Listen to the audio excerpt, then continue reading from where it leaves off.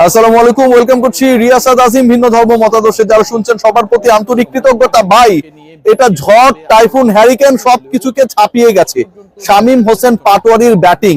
শামীম পাটোয়ারি আজকে যেভাবে ব্যাট করেছে, শেষ 2 ওভারে সিলেট টাইটান্সের বিপক্ষে ঢাকা ক্যাপিটালসের জয়ের প্রয়োজন ছিল 45 রানস। শামীম পাটোয়ারি লক্ষ্য পূরণের জন্য শেষ বল পর্যন্ত লড়েছেন। লাস্ট বলটা অসাধারণ ভাবে তাকে ঠেকিয়ে দিয়েছে মোহাম্মদ আমির। ছক্কা হলে সেই ম্যাচ সুপার ওভারে চলে যেত। শামীম পাটোয়ারি 43 বলে 81 করেছেন, অপরাজিত থেকেছেন, 3টে ছক্কা মেরেছেন, 9টা 4 মেরেছেন, 190 স্ট্রাইক রেটে ব্যাট করেছেন। এই ম্যাচের লাস্ট ওভারটা দীর্ঘদিন মানুষের মনে থাকবে। সিলেট এই ম্যাচে জিতেছে, ঢাকা পরাজিত হয়েছে, কিন্তু দিন শেষে উইনার হচ্ছে সত্যিকার অর্থেই ক্রিকেট। ঢাকা ক্যাপিটালসের জার্সি দেখলে যে স্মার্টনেস আমরা দেখি, আমার কাছে মনে হয় যে সেই স্মার্ট ক্রিকেটটাই আজকে প্রদর্শনের চেষ্টা করেছে সেই দলটা। আমরা সবাই জানেন যে ঢাকা ক্যাপিটালসের অফিসিয়াল ব্র্যান্ডিং স্পন্সর করছে শীর্ষস্থানীয় কসমেটিক্স এবং স্কিন কেয়ার ব্র্যান্ড রিমার্ক হার্লান। তাদের যে বিভিন্ন প্রোডাক্ট, অরিক্স রয়েছে, লিলি রয়েছে, একনল রয়েছে, জার্সিটা আমরা দেখেছি। সেই জার্সি নিয়ে আজকে খেলতে নেমে যে দুজন ক্রিকেটার আমাদের সবার মন জয় করেছে, একজন সাব্বির রহমান রুম্মান আর একজন শামীম হোসেন পাটোয়ারি। শামীম পাটোয়ারি শেষ 2 ওভারে 45 রান দরকার, সেই 45 রানের ইকুয়েশনটা শেষ ওভারে গিয়ে দাঁড়ালো 27 রানে। প্রথম বলে 4, পরের বল ওয়াইড, লাস্ট 5 বলে দরকার 22 রান। তারপরের বল, এটা একটা নাটক, ব্যাট বলে সংযোগ হয়নি, ঘাড়ের উপর দিয়ে গেছে, নো বল কিনা শেষ পর্যন্ত থার্ড আম্পায়ার ডিসাইড করলেন that was a no ball. Last 5 বলে দরকার 21 রান, এক বলে হয়ে গেছে 6 রান, একটা নো, একটা ওয়াইড, একটা 4। মোহাম্মদ আমির ফ্রি হিটে ছক্কা মেরে দিলেন শামীম হোসেন পাটোয়ারি, যেভাবে মারলেন রিভার্স সুইপ করে, অনেকটা যেন কোদাল দিয়ে মাটি খোঁড়ার মতো করে মারলেন। 15 রান দরকার, বল আছে 4টা, তারপরে বলে কোনো রান হলো না। 3 বলে 15, পরের 2 বলে 2টা 4, পরের 2 বলে 2টা 4, লাস্ট বলে দরকার 7 রান। ছক্কা হলে ম্যাচ করাবে সুপার ওভারে। মোহাম্মদ আমিরের বলে আরো একটা ওই ফ্রি হিটে মারা ছক্কার মতো করে কি মারবেন Shamim Patwari. He was ready for that shot. I am damn sure Amir ভুল করলেন না। মাপা লেন্থের ইয়র্কার শামীম হোসেন পাটোয়ারি, কিছুই করার ছিল না। শেষ পর্যন্ত 6 রানে যেই ম্যাচটা ঢাকা ক্যাপিটালস হেরে গেল এবং সিলেট টাইটান্স জিতলো, আমার কাছে মনে হয় দুদিন পরে ক্রিকেট ব্যাক করার পরে এরকম একটা এক্সাইটমেন্ট সবাইকে আসলে জিতিয়ে দিয়েছে। সাব্বির রহমান রুম্মানকে আমি কেন বলেছি, শামীম পাটোয়ারিকে নিয়ে কেন বলেছি, দেখুন এই দুইজন ক্রিকেটারকে নিয়ে যে ডিসকাশনটা রয়েছে সেটা হচ্ছে শামীম পাটোয়ারি রাইট মোমেন্টে জ্বলে ওঠেন না। আজকে একলা যেটা করেছেন, তাসকিন আহমেদ করেছেন ওই পার্টনারশিপে মাত্র 3 রান, টোটাল এসেছে 38 রান ওই শেষ 2 ওভারে। বাকি 35 রানের 2টা হচ্ছে এক্সট্রা, এবং শামীম হোসেন পাটোয়ারি 9 বলে করেছেন 33 রান। শেষ 9 বলে 33 রান করেছেন শামীম হোসেন পাটোয়ারি। অবিশ্বাস্য ম্যাচ জেতানোর পথে 188 স্ট্রাইক রেটে ব্যাট করেছেন, 9টা ছক্কা মেরেছেন, 3টা 4 মেরেছেন। বোলার যেই হোক না কেন, শামীম হোসেন পাটোয়ারি ওয়াজ ট্রিমেন্ডাস। সাব্বির এবং শামীমের পার্টনারশিপ যতটা গুরুত্বপূর্ণ ছিল, আমার কাছে মনে হয় এই দুজন যে ন্যাশনাল টিমের যোগ্য ক্যান্ডিডেট সেই ব্যাপারটা প্রমাণ হওয়াটা তার থেকে বেশি জরুরি ছিল। জাকের আলী অনেককে নিয়ে অনেক আলোচনা হয়, কে খেলবেন, সাব্বিরকে দরকার নেই middle order finishing A, he is not the appropriate batter, এই ডিসকাশনস গুলো হয়। কিন্তু আজকেও 19 বলে 23 করেছেন, আগের ম্যাচে 10 বলে 21 করেছেন। আজকের যে সিচুয়েশন ছিল তার আগে 5টা উইকেটের পতন হয়েছে, আস্কিং রান রেট বেড়ে যাচ্ছে। সাব্বির চাইলে 40 করতে পারতেন, 30 বল খেলতে পারতেন, টিকে থাকার এই লড়াইটা করে শেষ পর্যন্ত এস্টাবলিশ করতে পারতেন যে আমাকে ন্যাশনাল টিমের সুযোগটা দেন। সেটা তিনি করেন নাই। তিনি যেটা করেছেন, তার দলের স্বার্থে এক্সপ্লোসিভ ব্যাটিংটাকে কন্টিনিউ করেছেন।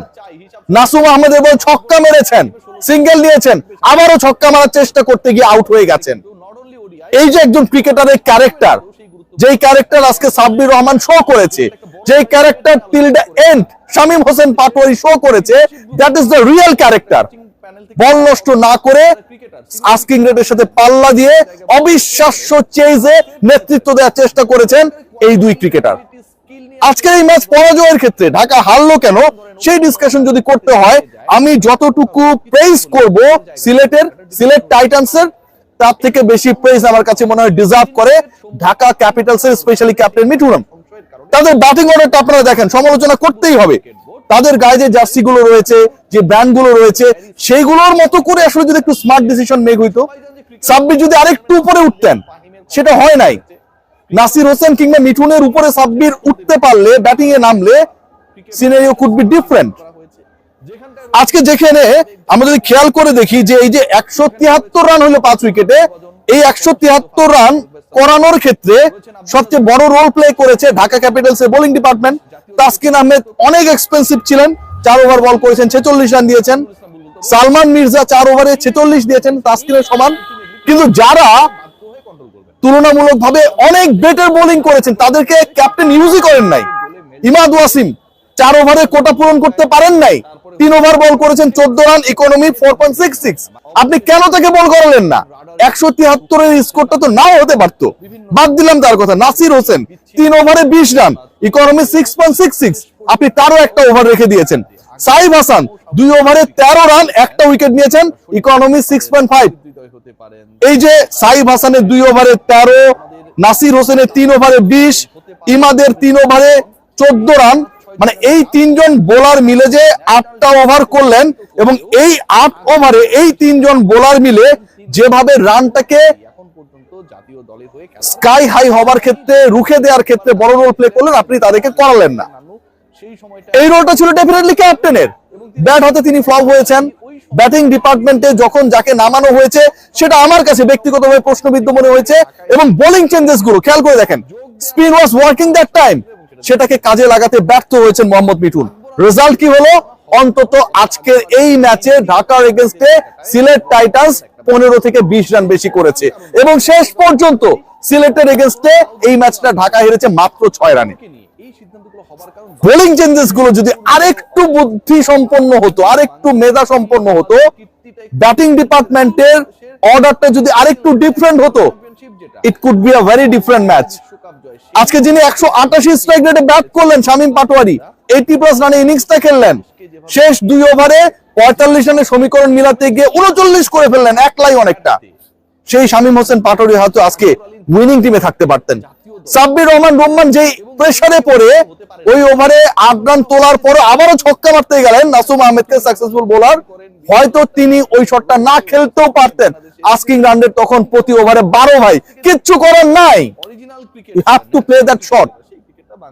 সো ওভারঅল ঢাকার এই পরাজয়টা আমার কাছে মনে হয় সবচেয়ে বড় দায়ের জায়গা, যেটা ক্যাপ্টেন্সির জায়গা একটা বড় রোল ছিল, এবং একই সাথে ব্যাটিং অর্ডারটা আমার কাছে কোনোভাবে অ্যাকসেপ্টেবল মনে হয় নাই। এই ব্যাটিং অর্ডারে যদি একটু শাফল করা হতো, নাসিরের জায়গায় যদি, অথবা মোহাম্মদ মিঠুনের জায়গায় যদি, যেই দুজন ব্যাট করেছেন হাইয়েস্ট এবং সেকেন্ড হাইয়েস্ট রান করেছেন 23 এবং 81, শামীম এবং সাব্বির, এদেরকে ওই জায়গায় খেলানো হতো, it could be a different ball game. এবং সেই জিনিসটা হয়নি দেখে আজকে ঢাকা পরাজিত।